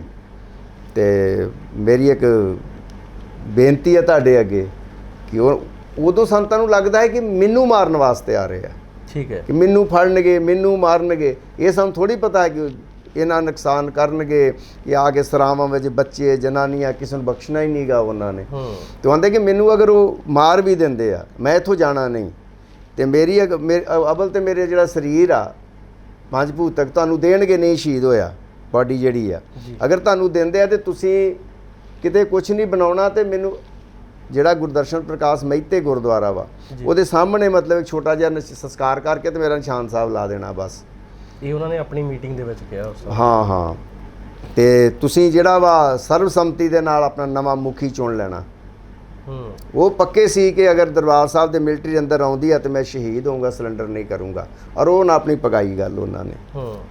ਕੋਈ ਇਦਾਂ ਦੀ ਵੀ ਅਨਾਉਂਸਮੈਂਟ ਹੁੰਦੀ ਸੀਗੀ ਕਿ ਸੰਤ ਜਰਨੈਲ ਸਿੰਘ ਜੀ ਹੁਣਾਂ ਦੇ ਲਈ ਕਿ ਤੁਸੀਂ ਸਰੈਂਡਰ ਕਰ ਦਿਓ ਤਾਂ ਅਸੀਂ ਕੋਈ ਗੋਲੀ ਨਹੀਂ ਚਲਾਵਾਂਗੇ, ਜਾਂ ਕੋਈ ਇਹੋ ਜਿਹੀ ਅਨਾਉਂਸਮੈਂਟ ਹੋਈ ਹੋਵੇ ਉਸ ਸਮੇਂ? ਨਹੀਂ, ਸੰਤਾਂ ਦੇ ਕੋਈ ਕੇਸ ਥੋੜੀ ਸੀ। ਸੰਤ ਕੋਈ ਮਤਲਬ ਕੋਈ ਉਹਨਾਂ ਨੂੰ ਸੰਮਣ ਭੇਜਿਆ ਗਿਆ ਹੋਏ, ਕੋਈ ਕੇਸ ਹੋਏ, ਕਿਸੇ ਥਾਣੇ 'ਚ FIR ਦਰਜ ਹੋਏ, ਕਿ ਉਹਨਾਂ ਨੂੰ ਬੁਲਾਇਆ ਗਿਆ ਹੋਇਆ, ਉਹਨਾਂ ਨੇ ਗ੍ਰਿਫਤਾਰੀ ਨਾ ਦਿੱਤੀ ਗਈ ਹੋਵੇ, ਇਹ ਤੇ ਗੱਲ ਫੇਰ ਹੋਣੀ ਸੀ ਨਾ। ਹੁਣ ਤੁਸੀਂ ਆ ਕੇ ਘੇਰਾ ਪਾ ਕੇ ਵੰਗਾਰ ਰਹੇ ਜੇ ਕਿਸੇ ਦੀ ਅਣਖ ਨੂੰ, ਤੇ ਅਗਲੇ ਨੇ ਜਵਾਬ ਦੇਣਾ ਹੀ ਦੇਣਾ ਸੀ ਫਿਰ ਅੰਦਰੋਂ ਕਿ ਅਸੀਂ ਮਰਾਂਗੇ, ਅਸੀਂ ਸਿਲੰਡਰ ਨਹੀਂ ਕਰਦੇ। ਸਾਡੀ ਕੌਮ ਦਾ ਇਤਿਹਾਸ ਆ। ਫਿਰ ਸੰਤਾਂ ਨੇ ਇਹ ਵੀ ਗੱਲਬਾਤ ਕਹੀ ਆ ਕਿ ਉਹ ਭੁਲੇਖੇ 'ਚ ਨਾ ਰਹਿਣ, ਫਿਰ ਢੇਰੀਆਂ ਲਾ ਦੂੰਗਾ ਮੈਂ ਵੀ ਫਿਰ, ਤੇ ਚਮਕੌਰ ਦੀ ਗੜੀ ਦੁਹਰਾ ਦਿਆਂਗੇ, ਆਪਾਂ ਸਿਲੰਡਰ ਨਹੀਂ ਕਰਾਂਗੇ ਅਸੀਂ। ਫਿਰ ਇਹਨੇ ਜਦੋਂ ਇਹ ਬੋਲੇ ਹੋਣਗੇ ਸੰਤਾਂ ਨੇ ਉਸ ਟਾਈਮ ਤਾਂ ਬੜਾ ਜੋਸ਼ ਦਾ ਮਾਹੌਲ ਜਿਹੜਾ ਹੋ ਗਿਆ ਹੋਊਗਾ ਮੀਟਿੰਗ? ਨਹੀਂ, ਜੋਸ਼ ਦਾ ਮਾਹੌਲ ਤੇ ਜਿਹੜੇ ਨਾਲ ਉਹਦੇ ਆਏ ਸੀ ਬੰਦੇ, ਜਿਹੜੇ ਸਾਡੇ ਨਾਲ ਦੇ ਵੀ 40 ਸਿੰਘ ਆਏ, ਉਹ ਇਸ ਕਰਕੇ ਉੱਥੇ ਮਤਲਬ ਕਿ ਲੀਕ ਖਿੱਚ ਕੇ ਆਏ ਸੱਚਖੰਡ ਉੱਥੇ ਹਜੂਰ ਸਾਹਿਬ ਵੀ ਅਸੀਂ ਮਤਲਬ ਕਿ ਮਰਾਂਗੇ ਸੰਤਾਂ ਨਾਲ। ਸਾਡਾ ਹੋਰ ਕੋਈ ਮਸਲਾ ਨਹੀਂ ਸੀ, ਅਸੀਂ ਕਹੀਂ ਕੋਈ ਬਾਹਰ ਕੋਈ ਬੰਦੇ ਮਾਰਨ ਦਾ ਜਾਂ ਦੂਜਾ ਕੋਈ ਐਕਸ਼ਨ ਕਰਦਾ, ਅਸੀਂ ਤਾਂ ਸਿਰਫ ਸੰਤਾਂ ਦੀ ਸੁਰੱਖਿਆ ਵਾਸਤੇ ਆਏ ਸਾਂ। 3 ਤਰੀਕ ਨੂੰ ਤੁਸੀਂ ਐਂਟਰ ਹੁੰਦੇ ਹੋ, ਇਹ ਤੁਸੀਂ ਦੱਸਿਆ ਕਿ ਬਾਅਦ 'ਚ ਸੰਬੋਧਿਤ ਕਰਦੇ ਆ ਉਹ ਸੰਤ ਸਾਰਿਆਂ ਨੂੰ ਸੰਬੋਧਿਤ ਕਰਦੇ ਆ। ਉਸ ਸਮੇਂ ਤੋਂ ਬਾਅਦ ਫਿਰ ਗੋਲੀ ਕਦੋਂ ਚੱਲਦੀ ਆ? ਉਸ ਸਮੇਂ ਤੋਂ ਬਾਅਦ 3 ਦੀ ਰਾਤ ਲੰਘ ਜਾਂਦੀ ਆ। 3 ਦੀ ਰਾਤ ਗੋਲੀ ਨਹੀਂ ਚੱਲਦੀ, ਸੰਤ ਫਿਰ ਲੰਗਰ ਤੇ ਆਉਂਦੇ ਆ। 1 ਤਰੀਕ ਨੂੰ ਗੋਲੀ ਚੱਲਦੀ ਆ ਨਾ, 2 ਤਰੀਕ ਨੂੰ ਸੰਤ ਲੰਗਰ ਤੇ ਨਹੀਂ ਆਉਂਦੇ। ਕੋਈ ਪੱਤਰਕਾਰ ਕਾਫੀ ਮਿਲਣ ਵਾਲੇ ਆਏ ਸੀ ਅਕਾਲੀਆਂ ਵੱਲੋਂ, ਗੁਰਚਰਨ ਸਿੰਘ ਟੋਰਾ ਵੀ ਆਏ ਸ਼੍ਰੋਮਣੀ ਕਮੇਟੀ ਦੇ ਪ੍ਰਧਾਨ, ਉਹਨਾਂ ਨਾਲ ਵੀ ਕੋਈ ਗੱਲਬਾਤ ਹੋਈ। ਫਿਰ 3 ਤਰੀਕ ਨੂੰ ਸੰਤ ਲੰਗਰ ਤੇ ਆਉਂਦੇ ਆ, ਮੁਆਇਨਾ ਕਰਦੇ ਆ 4 ਚੁਫੇਰੇ। ਸੰਤ ਆਪਣਾ ਜਨਰਲ ਸ਼ਵੇਕ ਸੋਹਣੀ ਆਉਂਦੇ ਆ, ਉਹ ਫਿਰ ਕਹਿੰਦੇ ਆ ਕਿ ਆਪਾਂ ਬਾਹਰ ਤਾਂ ਲੜਾਈ ਲੜਨੀ ਨਹੀਂ, ਪਰ ਅੰਦਰ ਆਉਣਗੇ ਤਾਂ ਆਪਾਂ ਜਵਾਬ ਦੇਵਾਂਗੇ ਉਹਨਾਂ ਦਾ। ਉਹ ਸਾਰੇ ਮੋਰਚੇ ਉਦੋਂ ਬਣਨੇ ਸ਼ੁਰੂ ਹੁੰਦੇ ਆ। ਤਾਂ ਆਪਾਂ 2 ਦਿਨਾਂ 'ਚ ਮਤਲਬ 1 ਨੂੰ ਫਾਇਰਿੰਗ ਹੋਈ ਆ, 2 3 ਨੂੰ ਮੋਰਚੇ ਬਣੇ ਸਾਰੇ ਜਿੰਨੇ ਆ। 3 ਤਰੀਕ ਦੀ ਸ਼ਾਮ ਤੱਕ ਸਾਰੇ ਮੋਰਚੇ ਤਕਰੀਬਨ ਬਣ ਚੁੱਕੇ ਸੀ। ਹਾਂ, ਮਤਲਬ ਬਣ ਗਏ ਮੋਰਚੇ। ਕਾਹਦੇ ਬਣੇ? ਬੋਰੀਆਂ ਲਾ ਕੇ, ਕੋਈ ਚਿੱਟਾਂ ਲਾ ਕੇ, ਕਿ ਆਪਣੇ ਆਪ ਨੂੰ ਸੇਫ ਕੀਤਾ ਗਿਆ ਸੀ, ਹੋਰ ਕੀ। ਸਭ ਤੋਂ ਤਗੜੇ ਮੋਰਚੇ ਦੀ ਗੱਲ ਕਰੀਏ ਤਾਂ ਉਹ ਕਿੱਥੇ ਲੱਗਾ ਸੀਗਾ? ਸਭ ਤੋਂ ਤਗੜਾ ਮੋਰਚਾ ਹਰ ਥਾਂ ਲੜਾਈ ਹੋਈ, ਜਿਹੜਾ ਜਿੰਨੇ ਜੋਗਾ ਸੀ ਆਪਣੇ ਪੂਰੀ ਵਾਹ ਲਾਤੀ। ਮੇਨ ਅਕਾਲ ਤਖਤ ਤੇ ਨਾਲ ਦੀ ਡੋੜੀਆਂ ਤੇ, ਫਿਰ ਜਿਹੜੇ 2 ਬੁਰਜ ਸੀ ਜਿਹੜੇ ਬਾਬਾ ਇੱਥੇ ਰਾਮਗੜੀਆ ਬੁੰਗੇ ਦੇ ਲਾਗੇ ਲੰਗਰ ਦੇ 2 ਵੱਡੇ ਉੱਚੇ ਬੁਰਜ ਨੇ, ਇਹ ਆ। ਜਾਂ ਟੈਂਕੀ ਵਾਲੇ ਪਾਸੇ ਸੀ ਜਿਹੜੇ ਹੈਗਾ ਸੀ ਆਪਣਾ ਗੁਰੂ ਨਾਨਕ ਨਿਵਾਸ, ਉਧਰ ਬੱਬਰਾਂ ਕੋਲ ਸੀ। ਉਹ ਬੱਬਰਾਂ ਨਾਲ ਵੀ ਉਹਨਾਂ ਦਾ ਕੁਝ ਮਨਮੁਟਾਵ ਚੱਲਦਾ ਸੀ, ਪਰ ਜਿੱਦਣ 1 ਤਰੀਕ ਨੂੰ ਗੋਲੀ ਚੱਲੀ ਆ ਉਸ ਤੋਂ ਬਾਅਦ ਉਹ ਵੀ ਮਤਲਬ ਕਿ ਖਤਮ ਹੋ ਗਿਆ ਸੀ। ਤੇ ਬੱਬਰ ਸੰਤਾਂ ਕੋ ਆ ਕੇ ਸਮਾਨ ਲੈ ਕੇ ਵੀ ਗਏ। ਤੁਹਾਨੂੰ ਵੀ ਟ੍ਰੇਨਿੰਗ ਮਿਲੀ ਗੋਲੀਆਂ ਚਲਾਉਣ ਦੀ, ਬੰਦੂਕ ਫੜਨ ਦੀ? ਦੇਖੋ, ਲੜਨ ਵਾਸਤੇ ਸਿੱਖ ਨੂੰ ਨਾ ਟ੍ਰੇਨਿੰਗ ਦੀ ਲੋੜ ਨਹੀਂ ਹੁੰਦੀ, ਨਾ ਹਥਿਆਰ। ਤੁਹਾਡੇ ਹੌਸਲੇ ਬੁਲੰਦ ਹੋਣੇ ਚਾਹੀਦੇ ਆ, ਟ੍ਰੇਨਿੰਗ ਆਪੇ ਆ ਜਾਂਦੀਆਂ। ਜਦੋਂ ਮੌਤ ਲਈ ਬੰਦਾ ਕਿ ਤਲੀ ਤੇ ਰੱਖ ਹੀ ਲਈ ਤੇ ਫਿਰ ਟ੍ਰੇਨਿੰਗਾਂ ਦੀ ਜ਼ਰੂਰਤ ਨਹੀਂ ਹੁੰਦੀ। ਅਸੀਂ ਕਿਹੜੇ ਕਮਾਂਡੋ ਟ੍ਰੇਨਿੰਗ ਲੈ ਕੇ ਕਿਤੇ ਐਕਸ਼ਨ ਕਰਨਾ ਸੀ, ਇਹ ਕੋਈ ਗੱਲਬਾਤ ਸੀ? ਨਹੀਂ, ਬਹੁਤਿਆਂ ਨੇ ਕਿਹਾ, ਬਹੁਤਿਆਂ ਨੇ ਇੰਟਰਵਿਊਜ਼ ਵਿੱਚ ਕਿਹਾ ਵੀ ਜਨਰਲ ਸ਼ਵੇਕ ਸਿੰਘ ਹੁਣਾਂ ਨੇ ਟ੍ਰੇਨਿੰਗ ਦਿੱਤੀ, ਬੰਦੂਕਾਂ ਦੀ। ਜਨਰਲ ਸ਼ਵੇਕ ਸਿੰਘ ਨੇ ਟ੍ਰੇਨਿੰਗ ਸਿਰਫ ਇੰਨੀ ਦਿੱਤੀ ਕਿ ਉਹ ਤੁਹਾਡੇ ਤੇ ਹਮਲਾ ਕਰਨ ਆ ਰਹੇ ਆ ਲੋਕ, ਤੁਹਾਡੇ ਵਿੱਚ ਤੇ ਉਹਨਾਂ 'ਚ ਜ਼ਮੀਨ ਅਸਮਾਨ ਦਾ ਫਰਕ ਆ। ਉਹ ਲਾਸ਼ ਦੇ ਉੱਤੋਂ ਟੱਪ ਕੇ ਨਹੀਂ ਆਉਣਗੇ ਅੱਗੇ, ਜਿੰਨਾ ਚਿਰ ਇੱਕ ਵੀ ਗੋਲੀ ਅੰਦਰ ਚੱਲਦੀ ਰਹੀ ਤੋ ਅੰਦਰ ਨਹੀਂ ਵੜਨਗੇ। ਉਹ ਤਨਖਾਹੀਏ ਬੰਦੇ ਆ, ਉਹ ਘਰ ਆਪਣੇ ਬੰਦਿਆਂ ਨੂੰ ਕਹਿ ਕੇ ਆਏ ਹੋਣੇ ਆ ਮੈਂ ਕੁੜੀ ਦਾ ਐਡਮਿਸ਼ਨ ਕਰਾਊਂਗਾ, ਤਨਖਾਹ ਮਿਲੀ, ਮੈਂ ਪਿਓ ਦੀ ਕੋਈ ਇਲਾਜ ਹੋਊਗਾ ਬਿਮਾਰੀ ਦਾ, ਅੱਖਾਂ ਬਣਵਾ ਦੂੰਗਾ। ਪਰ ਤੁਸੀਂ ਕਹਿ ਕੇ ਕੀ ਆਏ ਜੇ? ਤੁਸੀਂ ਤਾਂ ਫਤਿਹ ਬੁਲਾ ਕੇ ਆਏ ਨਾ ਆਪਣੇ ਪਰਿਵਾਰ ਨੂੰ ਕਿ ਜੀਂਦੇ ਰਹੇ ਤੇ ਆ ਜਾਾਂਗੇ ਅਸੀਂ। ਤੇ ਤੁਹਾਡਾ ਤੇ ਮੁਕਾਬਲਾ ਉਹਨਾਂ ਦਾ ਨਹੀਂ ਹੋਊਗਾ। ਮਤਲਬ ਗੋਲੀ ਅਗਰ ਥੋੜੀ ਵੀ ਚੱਲੀ ਨਾ, ਜਿੰਨਾ ਚਿਰ ਗੋਲੀ ਚੱਲਦੀ ਰਹੀ ਉਹ ਅੰਦਰ ਨਹੀਂ ਟੱਪਣਗੇ। ਅਸੀਂ ਵੇਖਿਆ ਕਿ ਉਹਨਾਂ ਦੀ ਜ਼ਰੂਰਤ ਨਹੀਂ ਪਈ ਅੰਦਰ ਵੜਨ ਦੀ। ਜਿੰਨਾ ਟਾਈਮ ਗੋਲੀਆਂ ਚੱਲਦੀਆਂ ਰਹੀਆਂ ਕੋਈ ਵੀ ਅੰਦਰ ਨਹੀਂ ਸੀ। ਮੈਂ ਕਿਹਾ ਫੌਜ ਨੇ 5 ਤਰੀਕ ਦੇ ਰਾਤ ਦੇ 9 ਵਜੇ 4 ਚੁਫੇਰਿਓਂ ਹਮਲਾ ਕੀਤਾ। 3 ਕੰਪਨੀਆਂ ਸੀ ਉੱਥੇ, Garhwal regiment, Madras regiment, Bihar regiment. ਉਹਨਾਂ ਨੂੰ ਕਿਸੇ ਪਾਸਿਓਂ ਵੀ ਦਰਬਾਰ ਸਾਹਿਬ ਦੀ ਪਰਿਕਰਮਾ ਦੇ ਵਿੱਚ ਪੈਰ ਪਾਉਣ ਨਹੀਂ ਦਿੱਤਾ ਅੰਦਰਲੇ ਸਿੰਘਾਂ ਨਾਲ। ਫਿਰ ਉਹਨਾਂ ਨੇ ਜੀਪ ਵਾਲੀ ਗੱਡੀ ਲੈ ਕੇ ਆਏ, ਜਿਹੜੇ ਜੀਪ ਤੇ ਹੁੰਦੀ ਆ ਪਾਪਣਾ ਵਾਲੇ ਬਾਜ਼ਾਰ ਥਾਨੀ, ਉਹ ਵੀ ਡਾਈ ਗਈ ਉਹਨਾਂ ਦੀ, ਸਿੰਘਾਂ ਵੱਲੋਂ ਡਾਈ ਗਈ ਉਹ। ਫਿਰ ਉਹ ਬਖਤਰਬੰਦ ਗੱਡੀ ਲੈ ਕੇ ਲੰਗਰ ਵਾਲੇ ਪਾਸਿਓਂ ਅੰਦਰ ਵਾੜਦੇ ਆ, ਟਾਇਰਾਂ ਵਾਲੀ ਜਿਹੜੀ ਹੁੰਦੀ ਹੈ, ਉੱਤੇ ਤੋਪ ਸੀ ਉਹਦੇ ਤੇ ਉੱਥੋਂ ਹੀ ਫਾਇਰਿੰਗ ਸ਼ੁਰੂ ਹੋਈ। ਤੇ ਉਹਦੀ ਜਦੋਂ ਬਾਬਾ ਦੀਪ ਸਿੰਘ ਦੀ ਬਾਈ ਤੋਂ ਘਿਓ ਮੰਡੀ ਤੋਂ ਥੋੜਾ ਅੱਗੇ ਆਉਂਦੀ ਆ, ਉਹਦੇ ਸਾਰੇ ਟਾਇਰ ਉਡਾ ਦਿੱਤੇ ਗਏ ਤੇ ਉੱਥੇ ਆ ਕੇ ਉਹ ਵੀ ਫੇਲ ਹੋ ਗਈ। ਫਿਰ ਇਹ ਰਾਤ ਦੇ 11:30 ਵਜੇ ਮਤਲਬ ਕਿ ਉਹ ਟੈਂਕ ਲੈ ਕੇ ਅੰਦਰ ਆ ਜਾਂਦੇ ਆ। ਕਿਹੜੀ ਸਾਈਡ ਤੋਂ ਟੈਂਕ ਬੜੇ ਸੀ? ਟੈਂਕ ਬੜੇ ਆਪਣੇ ਜਿਹੜੀ ਸਰਾਵਾਂ ਵਾਲੀ ਸਾਈਡ ਆ, ਠੀਕ ਹੈ ਜੀ, ਗੁਰੂ ਅਰਜਨ ਨਿਵਾਸ ਦੇ ਲਾਗੋਂ ਦੀ, ਤੇ ਉਧਰੋਂ ਦੀ ਆਏ ਆ। ਸਿਰਫ ਇਸ ਸਾਈਡ ਤੇ ਲੰਗਰ ਵਾਲੀ ਸਾਈਡ ਤੋਂ ਲੈ ਕੇ ਅਕਾਲ ਤਖਤ ਦੇ ਵਿੱਚ 14 ਟੈਂਕ ਸਨ। ਉਹਨਾਂ ਦੀਆਂ ਲਾਈਟਾਂ ਵੀ ਸਪੈਸ਼ਲ ਲਾਈਆਂ ਸੀ, ਐਕਸੀਲੇਟਰ ਪੂਰਾ ਦਿੰਦੇ ਸੀ, ਗੋਲੀਆਂ ਬੰਬ ਸਾਰਾ ਕੁਝ। ਲਾਈਟਾਂ ਤਾਂ ਇੰਨੀਆਂ ਸੀ ਕਿ ਦਿਨ ਚਾੜ ਦਿੰਦੀਆਂ ਸੀ। ਫੇਰ ਤੇ ਉਹਨਾਂ ਮਤਲਬ ਕਿ ਇਹ ਕਰਤਾ ਕਿ ਹੈਲੀਕਾਪਟਰ ਵੀ ਵਰਤੇ ਉਹਨਾਂ ਨੇ, ਕਿ 2 ਹੈਲੀਕਾਪਟਰ, ਇੱਕ ਇੱਧਰ ਆਪਣੇ ਅਕਾਲ ਤਖਤ ਦੀ ਬਿਲਡਿੰਗ ਉੱਤੇ ਇਮਾਰਤ ਤੇ ਹੀ ਖੜਾ ਕੀਤਾ ਸੀ, ਇੱਕ ਲੰਗਰ ਵਾਲੀ ਇਮਾਰਤ ਤੇ ਖੜਾ ਕੀਤਾ ਸੀ। ਸਭ ਤੋਂ ਜ਼ਿਆਦਾ ਨਫਰੀ ਜਿਹੜੀ ਹੈਗੀ ਸੀ ਉਹ ਲੰਗਰ ਵਾਲੀ ਇਮਾਰਤ ਤੇ ਬੁੰਗਿਆਂ ਤੇ ਜਿਹੜਾ ਹੈਗੇ ਦੋਵੇਂ ਬੁਰਜਾ, ਉੱਥੇ ਜ਼ਿਆਦਾ ਸੀ ਨਾ। ਤੁਹਾਡੀ ਸੇਵਾ ਕਿੱਥੇ ਲਾਈ ਸੀ? ਅਸੀਂ 40 ਬੰਦੇ ਸਾਂ, 17 ਬੰਦੇ ਅਸੀਂ ਲੰਗਰ ਦੇ ਵੱਖੋ ਵੱਖਰੇ ਮੋਰਚਿਆਂ ਤੇ ਹਾਂ। ਕੁਛ ਆਪਣੇ ਜਿੱਥੇ ਉਧਰੋਂ ਘਿਓ ਮੰਡੀ ਵਾਲੇ ਪਾਸਿਓਂ ਤੋਂ ਆਉਂਦੇ ਜੀ 6 ਬੰਦੇ ਸਾਡੇ ਉੱਥੇ ਸੀ, ਜਿੱਥੇ ਬੀਬੀ ਪ੍ਰੀਤਮ ਕੌਰ ਤੇ ਉਹਨਾਂ ਦੇ ਘਰ ਵਾਲੇ ਭਾਈ ਸ਼ਹੀਦ ਭਾਈ ਰਛਪਾਲ ਸਿੰਘ ਜੀ ਸਨ। ਤੇ ਅਕਾਲ ਤਖਤ ਦੇ ਜਥੇਦਾਰ ਬਾਅਦ ਚ ਬਣੇ ਜੋਗਿੰਦਰ ਸਿੰਘ ਬੇਦਾਂਤੀ ਦਾ ਵੀ ਘਰ ਉੱਥੇ ਸੀ ਜੀ। 6 ਬੰਦੇ ਉੱਥੇ, ਬਾਕੀ ਅਕਾਲ ਤਖਤ ਤੇ 17 ਬੰਦੇ ਸਨ। ਤੁਸੀਂ ਦੱਸ ਰਹੇ ਸੀ ਕਿ 40 ਬੰਦਿਆਂ ਦੇ ਵਿੱਚੋਂ 35 ਉੱਥੇ ਸ਼ਹੀਦ ਹੋ ਗਏ।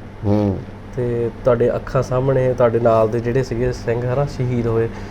ਦਿਲ ਕੀ ਮੂਵਮੈਂਟ ਸੀਗਾ ਉਸ ਸਮੇਂ ਦਾ? ਇਮੋਸ਼ਨਲ ਕਾਫੀ ਹੋ ਗਏ ਹੁਣ ਤੁਸੀਂ ਵੀ? ਨਹੀਂ, ਉਹਦੇ ਜਿੱਥੇ ਵੀ ਸਿੰਘ ਲੜ ਰਿਹਾ ਸੀ, ਸਾਡੇ 40 ਸਪੈਸ਼ਲ ਨਹੀਂ ਕਿ ਉਹ ਸ਼ਹੀਦ ਹੋਏ ਤਾਂ ਉਹਨਾਂ ਦਾ ਦੁੱਖ ਹੋਊਗਾ। ਸਾਨੂੰ ਖੁਸ਼ੀ ਆ ਉਹਨਾਂ ਦੀ ਕਿ ਉਹ ਜਿਸ ਕਾਰਜਵਾਰ ਸੇ ਆਏ ਸੀ ਉਹ ਆਪਣਾ ਆਪ ਕੁਰਬਾਨ ਕਰ ਗਏ।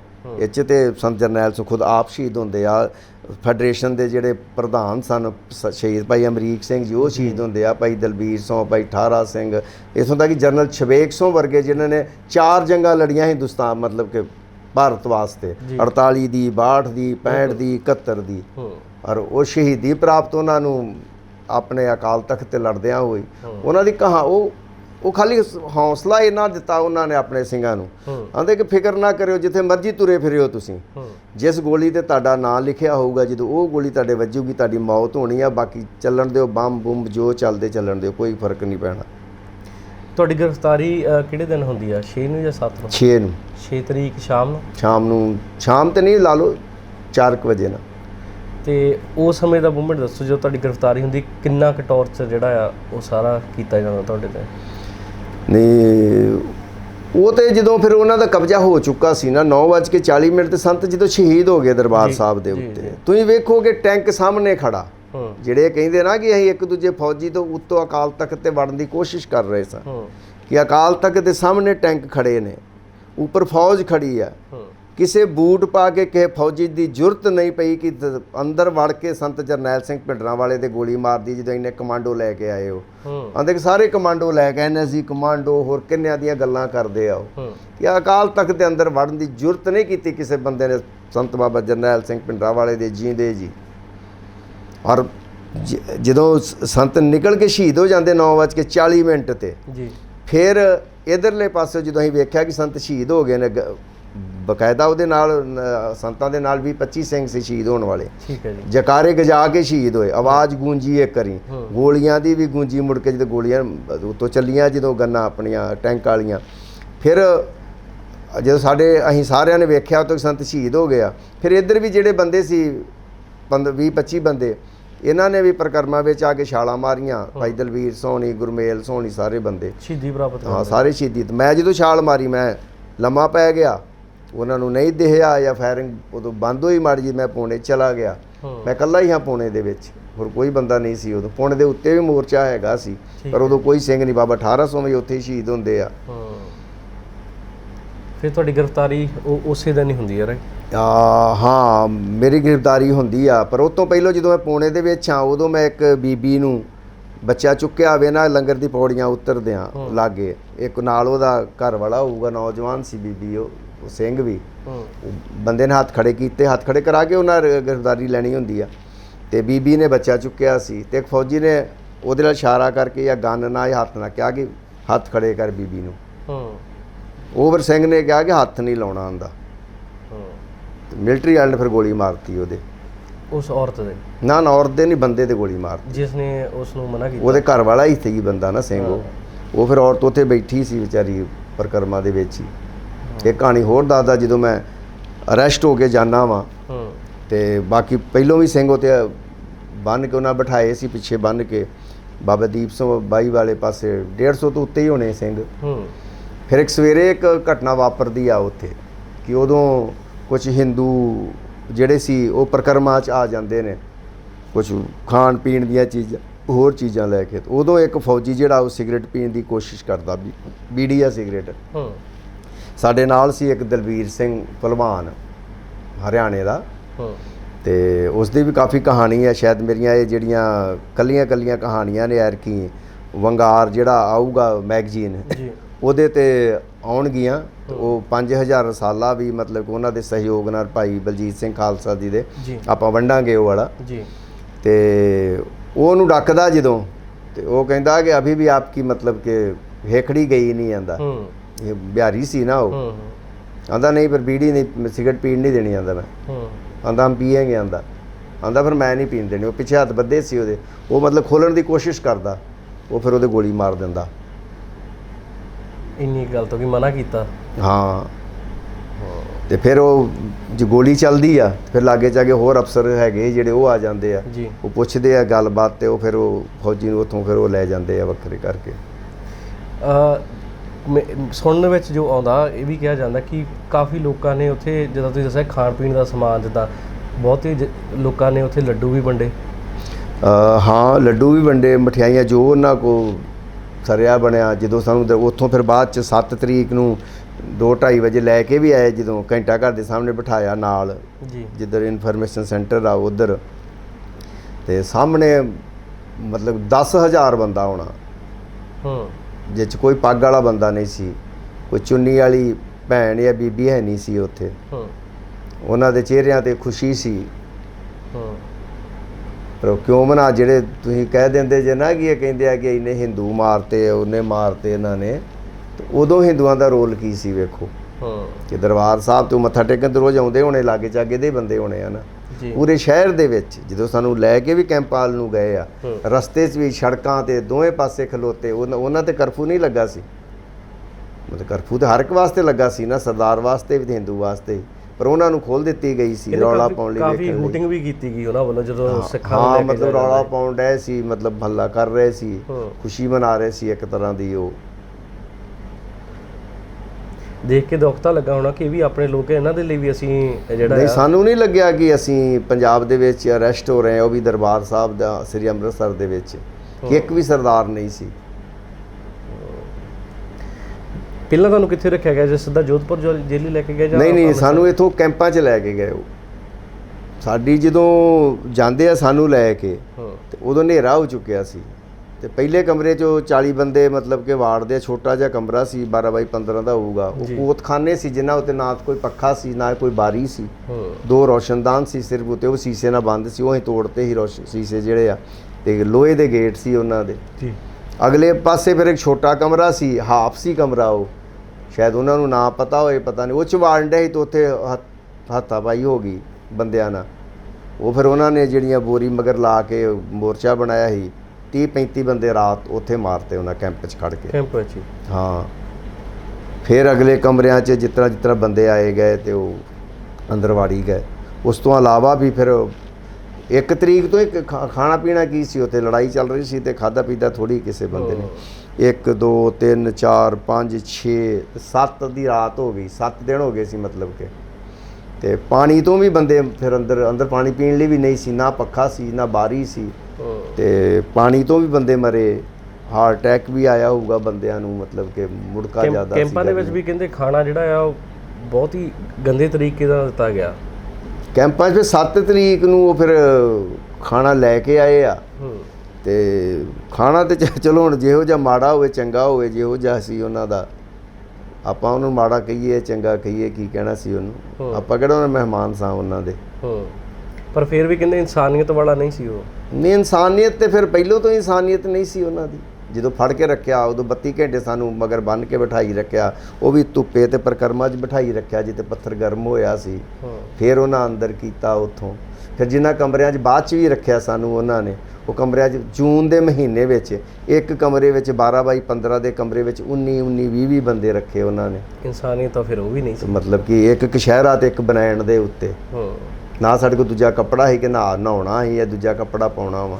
ਉਹ ਤੇ ਲੋਕਾਂ ਦੇ ਜੂਆਂ ਪੈ ਗਈਆਂ, ਕਈ ਕੁਝ ਹੋ ਗਿਆ ਉੱਥੇ। ਮਤਲਬ ਕਿ ਇੱਕ ਘੜਾ ਦਿੱਤਾ ਸੀ ਖਾਲੀ 15-20 ਲੀਟਰ ਦਾ ਹੋਊਗਾ, ਤੇ ਇੱਕ ਪਿਸ਼ਾਬ ਦਾ ਪੀਪਾ ਨਾਲ ਦਿੱਤਾ ਹੁੰਦਾ ਸੀ ਕਿ ਰਾਤ ਜਦੋਂ ਸ਼ਾਮਾਂ ਹੋ ਗਈਆਂ ਉਹਦੇ ਬਾਅਦ ਨਾ ਉਹਨਾਂ ਖੋਲ੍ਹਣਾ ਤੁਹਾਨੂੰ। ਪਿਸ਼ਾਬ ਆਇਆ, ਪਾਣੀ ਮੁੱਕ ਗਿਆ, ਨਹੀਂ ਮੁੱਕ ਗਿਆ, ਪਿਸ਼ਾਬ ਪੀਪੇ 'ਚ ਕਰਨਾ, ਪੀਪਾ ਭਰ ਜਾਂਦਾ। ਮੈਂ ਤੇ ਮੇਰੇ ਨਾਲ ਦਾ ਬੰਦਾ ਸ਼ੇਰ ਸੋਂ ਸੀ, ਅਸੀਂ ਚੁੱਕ ਕੇ ਪੀਪਾ ਜਾ ਕੇ ਤੇ ਬਾਹਰ ਸੁੱਟ ਦਿੰਦੇ ਹੁੰਦੇ ਹਾਂ, ਸਵੇਰੇ ਭਰ ਜਾਂਦਾ ਸੀ ਰਾਤ ਬਸ। ਤੇ ਹੋਰ ਕੋਈ ਮਤਲਬ ਕਿ ਇੱਕੋ ਗਲਾਸ ਹੁੰਦਾ ਸੀ, ਉਹਦੇ ਨਾਲ ਹੀ ਪਾਣੀ ਪੀਣਾ ਵਾ ਉੱਤੇ ਕਰਕੇ ਤੇ ਪੀ ਲਈਦਾ ਸੀ। 3 ਮਹੀਨੇ ਰੱਖਿਆ ਅਗਸਤ ਤੱਕ ਸਾਨੂੰ ਉੱਥੇ ਜੀ। ਅਗਸਤ ਤੋਂ ਪਹਿਲੋਂ ਵੀ ਕੁਝ ਬੰਦਿਆਂ ਦੀ ਛਾਂਟਾ ਛਟਾਈ ਕਰਕੇ ਉਹਨਾਂ ਨੇ ਕੁਝ ਨੂੰ ਉੱਥੇ ਅਜਮੇਰ ਜੇਲ੍ਹ ਭੇਜਿਆ, ਕੁਝ ਨੂੰ ਜੋਧਪੁਰ ਭੇਜਤਾ, ਸਾਨੂੰ ਉਹਨਾਂ ਨੇ ਨਾਭੇ ਭੇਜਤਾ। ਸਾਡੇ ਤੇ ਸਖਤੀ ਉਦੋਂ ਘੱਟ ਹੋਈ ਜਦੋਂ ਇੰਦਰਾ ਗਾਂਧੀ ਮਰਦੀ ਆ।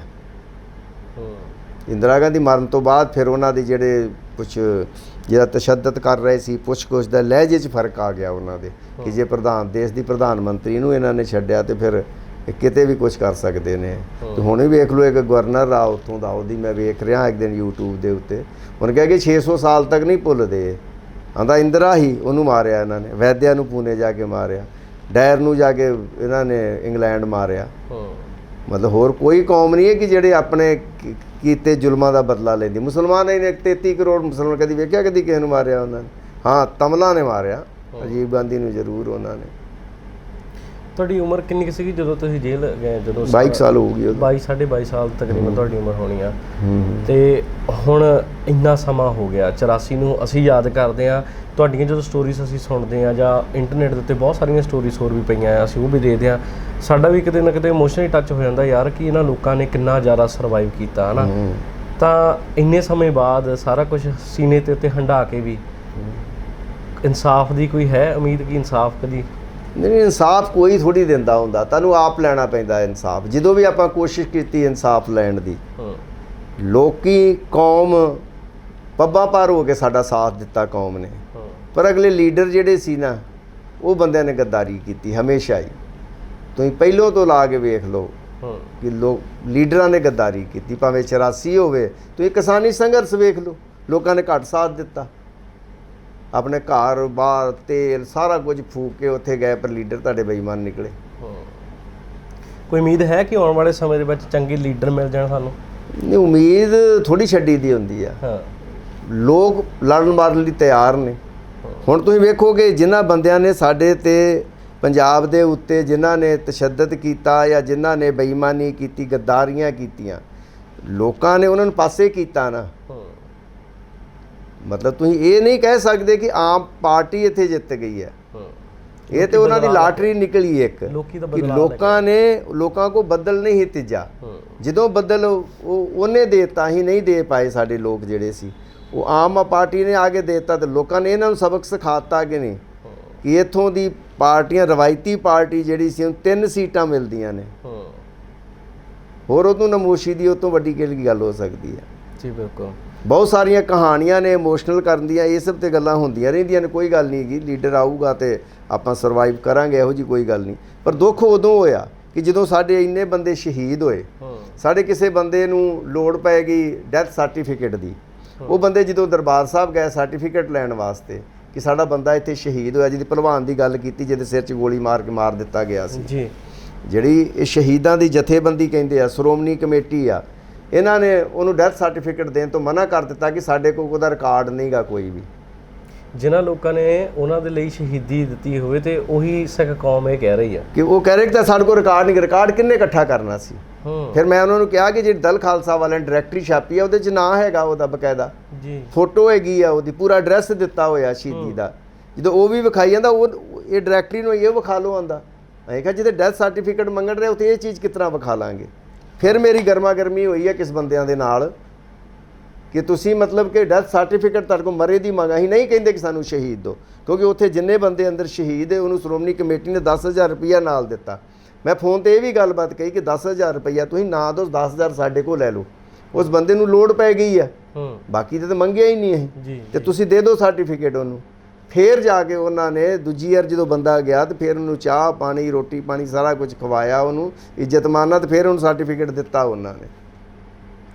ਤੇ ਜੇ ਮੈਂ ਨਾ ਕਹਿੰਦਾ ਫਿਰ ਉਹਨਾਂ ਮੈਂ ਤੇ ਟੀਵੀ ਤੇ ਮੈਂ ਤੇ ਤੁਹਾਡੇ ਚੈਨਲਾਂ ਤੇ ਹੋਰ ਚੈਨਲਾਂ ਤੇ ਬੋਲਣਾ ਸੀ ਫਿਰ ਕਿ ਸ਼ਹੀਦ ਹੋਇਆ ਨਹੀਂ ਬੰਦਾ। ਫਿਰ ਮੈਂ ਤੇ ਕਿਹਾ ਕਿ ਲਿਖ ਦਿਓ ਉੱਤੇ ਮਾਰਿਆ ਗਿਆ ਕੁੱਤੇ ਦੀ ਮੌਤ, ਉੱਥੇ ਬੰਦਾ ਲਿਖ ਦਿਓ ਉੱਤੇ, ਮਰੇ ਦਾ ਸਰਟੀਫਿਕੇਟ ਮੰਗਣ ਡਏ ਆ ਨਾ ਕਿ ਸ਼ਹੀਦ ਦਾ ਤੂੰ 10,000 ਰੁਪਈਆ ਕਰ ਦੇਣਾ ਪੈਂਦਾ, 10,000 ਰੁਪਈਆ ਨਹੀਂ ਲਿਆ, ਸਿਰਫ ਸਰਟੀਫਿਕੇਟ ਲਿਆ ਵਾ। ਤੁਹਾਨੂੰ ਦੁੱਖ ਨਹੀਂ ਲੱਗਦਾ ਇਹੋ ਜਿਹੀਆਂ ਚੀਜ਼ਾਂ ਦੇ ਉੱਤੇ ਕਿ ਜਦੋਂ ਜਿਸ ਕੌਮ ਦੇ ਲਈ ਤੁਸੀਂ ਇੰਨਾ ਤਸ਼ੱਦਦ, ਮੈਂ ਉਹੀ ਗੱਲ ਕੀਤੀ ਕਿ ਇੰਨਾ ਤਸ਼ੱਦਦ ਸਹਿਆ, ਉਹੀ ਉਹਦੇ ਲੀਡਰ ਹੀ ਜਦੋਂ ਆਹ ਕੁਛ ਕਰ ਰਹੇ ਆ। ਨਹੀਂ ਕੌਮ ਤੇ ਆਪਾਂ ਨੇ, ਕੌਮ ਨੇ ਕਦੀ ਵੀ ਇਹੋ ਜਿਹੀ ਗੱਲਬਾਤ ਨਹੀਂ ਕੀਤੀ ਕਿ ਸਾਡਾ ਸਾਥ ਨਹੀਂ ਦਿੱਤਾ। ਕੌਮ ਤੇ ਤੁਸੀਂ ਹੁਣੇ ਪਾ ਦਿਓ ਉੱਤੇ ਵੀਡੀਓ ਪਾ ਦਿਓ ਕਿਤੇ ਵੀ ਕਿਸੇ ਸ਼ਹੀਦਾਂ ਪਰਿਵਾਰਾਂ ਦੀ ਵੇਖਣਾ ਵਾ ਮੈਂ ਕਿ ਇੱਕ ਬੰਦੇ ਅਵਤਾਰ ਸਿੰਘ ਨੇ ਦੁਰਗ ਤੋਂ ਪਾਈ ਕਿ ਮੇਰਾ ਮਕਾਨ ਲਿਲਾਮ ਹੋਣ ਡਿਆ, 46 ਲੱਖ ਰੁਪਈਆ ਮੇਰੇ ਤੇ ਲੋਨ ਆ, ਲੋਕਾਂ ਨੇ ਕਰੋੜਾਂ ਰੁਪਈਆ ਉਹਨੂੰ ਦੇ ਦਿੱਤਾ। ਨਹੀਂ ਪਰ ਲੀਡਰ ਨਹੀਂ ਨਾ ਸਾਹਮਣੇ ਆਉਂਦੇ, ਲੀਡਰ ਉਹਨਾਂ ਦੀ ਹੈਲਪ ਨਹੀਂ ਕਰਦੇ। ਨਹੀਂ ਲੀਡਰ ਜਿਹੜੇ ਆ ਨਾ ਇਹ ਬੰਦੇ ਹੁਣ ਗੁਰੂ ਸਾਹਿਬ ਦੇ ਵੇਲੇ ਤੋਂ ਹੀ ਮਤਲਬ ਪਛਾਣੇ ਗਏ ਨਾ, ਮੀਣੇ ਮਸੰਦ ਧੀਰ ਮੱਲੀਏ ਰਾਮ ਰਾਈਏ, ਉਹਨਾਂ ਦੀ ਕੈਟਾਗਰੀ 'ਚ ਇਹਨਾਂ ਦਾ ਨਾਂ ਆਊਗਾ। ਜੇ ਬਾਦਲ ਕਹਿਣਗੇ ਕਿ ਅਸੀਂ ਦੁਬਾਰਾ ਸਰਵਾਈਵ ਕਰ ਜਾਾਂਗੇ, ਨਹੀਂ ਕਰਨਗੇ ਕਦੀ ਵੀ। ਜੀ ਬਹੁਤ ਬਹੁਤ ਧੰਨਵਾਦ ਤੁਹਾਡਾ ਕਿ ਤੁਸੀਂ ਸਮਾਂ ਕੱਢਿਆ ਸਾਡੇ ਨਾਲ ਗੱਲਬਾਤ ਕੀਤੀ, ਉਹਨਾਂ ਚੀਜ਼ਾਂ ਦੇ ਉੱਤੇ ਗੱਲਬਾਤ ਕੀਤੀ ਜਿਹੜੀਆਂ ਤੁਸੀਂ ਆਪਣੇ ਸੀਨੇ ਦੇ ਉੱਤੇ ਹੰਢਾਈਆਂ ਨੇ। ਤੇ ਉਮੀਦ ਕਰਦਾ ਆਉਣ ਵਾਲੇ ਸਮੇਂ ਦੇ ਵਿੱਚ ਜਿਹੜੀ ਸਾਡਾ ਯੂਥ ਅੱਗੇ ਆ ਰਿਹਾ ਆ, ਉਹਨਾਂ ਦੇ ਵਿੱਚੋਂ ਸਾਨੂੰ ਕੋਈ ਚੰਗਾ ਲੀਡਰ ਜਿਹੜਾ ਆ ਉਹ ਮਿਲ ਸਕਦਾ, ਜਿਹੜੀ ਕਿ ਅੱਗੇ ਜਾ ਕੇ ਇਹਨਾਂ ਚੀਜ਼ਾਂ ਨੂੰ ਦੇ ਉੱਤੇ ਇਨਸਾਫ ਜਿਹੜਾ ਆ ਉਹ ਲੈ ਸਕੇ। ਜ਼ਰੂਰ ਆਊਗਾ ਜੀ, ਆਸ ਰੱਖੋ। ਬਹੁਤ ਬਹੁਤ ਧੰਨਵਾਦ ਜੀ। ਤੇ ਇਹ ਸੀ ਸਾਡੀ ਗੱਲਬਾਤ ਭਗਵਾਨ ਸਿੰਘ ਹੁਣਾਂ ਦੇ ਨਾਲ।